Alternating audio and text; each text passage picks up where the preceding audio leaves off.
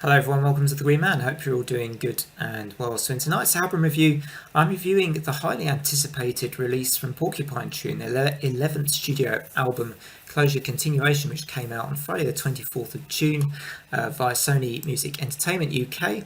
And the album is 10 tracks and it's 48 minutes in length. And for an album which, apparently has kind of been worked on for such a long time, it's been sort of 13 years since The Incident came out in 2009.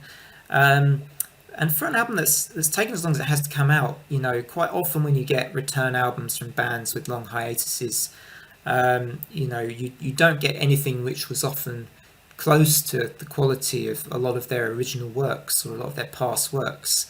And sometimes instead of, great successes, you get sort of these kind of, epic fails of return albums. But this is quite the opposite. This is, to me, a real epic success. And, in a way, the album just sounds so pristine and so well crafted.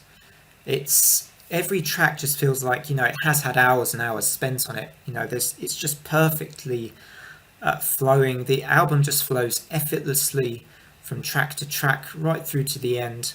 I mean, there is a version of the album with 3 extra tracks on as well. I'm conscious of that, but the 7-track version is fantastic, and it just is this effortless flow, and it's like, this is a crafting of something from which it's as though, despite the separation of Wilson from Porcupine Tree, or that seeming separation for all that time, it's as though with the music that there hasn't really been any kind of separation at all, and that this could have followed on quite quickly from an album like The Incident in a way, and would have sounded like the natural successor, um,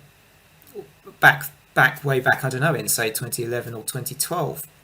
Instead, here we are in 2022 with this really just fantastic 11th studio album. Another thing that I guess is quite rare is for an 11th studio album to sound quite as good as this. But I mean, it's just credit to the band, I guess. Stephen Wilson. If you're not familiar with him, he's been doing quite a lot of solo work, solo albums for the last kind of 10 years or so, since his kind of seeming split from Porcupine Tree. I think he himself said he wasn't actually going to return to the project, so it's interesting that, was that deliberate? Perhaps it was, to kind of make everyone think that there wouldn't be that kind of surprise return. And yeah, you just get this just phenomenal kind of piece of work. And I'm now going to go into the tracks a bit. So Harridan opens the album with this kind of really cool funky bass line, which kind of gives this track a bit of a bubbling energy. It feels like it's really building in a classic prog rock way. Kind of feels like it's constantly building up to something. And you get sort of these kind of atmospheric verses. It eventually kind of builds into some quite heavy kind of guitar riff, which, after the sort of trippy kind of verses and an interesting bass line, it kind of has a pretty, it keeps you in for that track for the duration of that track's length. And that's really, really good. And Gavin Harrison's, his fantastic drumming is noticeable from the very beginning, I think, of this particular opening track as well. Of the New Day is one of those really just serene, pretty much perfect Porcupine Tree tracks.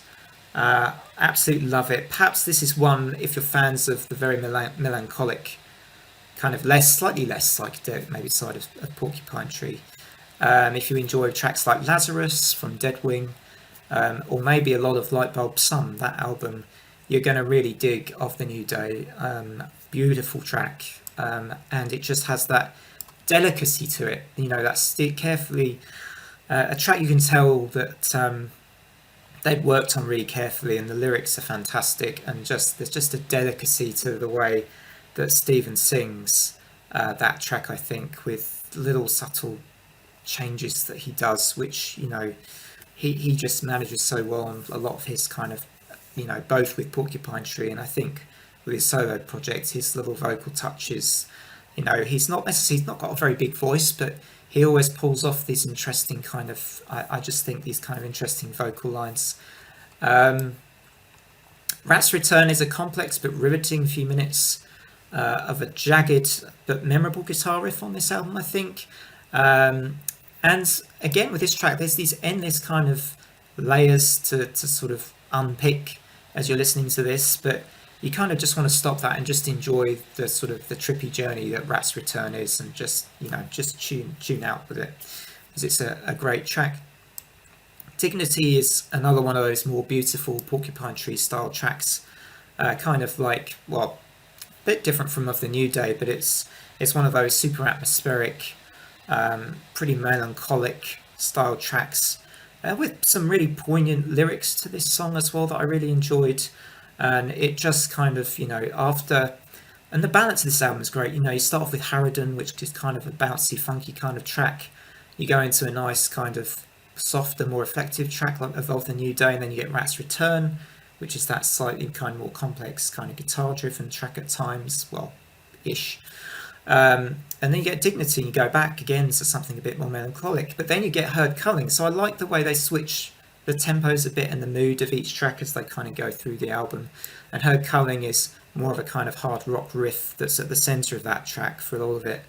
A little bit repetitive for me, that track, but there was enough in the nuances, as there always is with Porcupine Tree, to still make the track very kind of, to keep you in for the ride.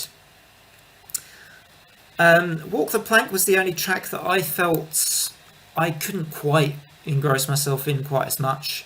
Still interesting, still very Porcupine Tree, and still pretty good, but perhaps one I just enjoyed a tiny bit less on the album.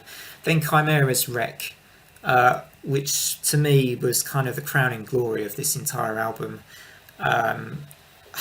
It's just, near prog rock perfection by this point on this track, and I feel like it's not an exaggeration. I mean, it's just a demonstration again of Wilson's great vocal melodies, those kind of metronomic instrumental moments tied in, and you never quite know where the track's going to go, but it takes you to places that you didn't know you wanted to go, but you end up in.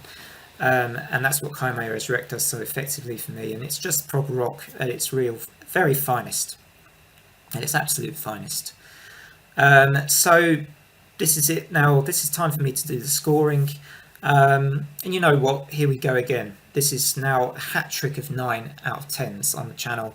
First time this has ever happened since I started the channel at the end of 2020. This is the third 9 in a row. That's never happened before. It's amazing. We've had Annie Hamilton, White Ward, and now Porcupine Tree, all with 9s out of 10s on the channel. And I always say I don't give them out too easily. I'm giving them out. It's raining 9s. It is raining 9s on the Green Man at the moment. But this is the kind of year we're having. Bands that have been long gone are coming back. Bands that were paused during the pandemic coming back. Albums just coming out left, right and centre. And so many of them, because there's emotion, there's drive, I think, from the last couple of years. There's all that sort of pent-up musicianship. We're suddenly getting a flood of albums this year, and it's just fantastic. And they are generally just so many great albums. It's just getting ridiculous now. It's just getting ridiculous. Anyway, thanks very much for watching. This is a 9 out of 10. Again, from me, do drop a like and subscribe if you enjoyed this review, or if you want to check out any other reviews, rankings of albums. I do some lists and sci-fi, fantasy and horror content from time to time as well. Thank you everyone for watching. Take care. Goodbye.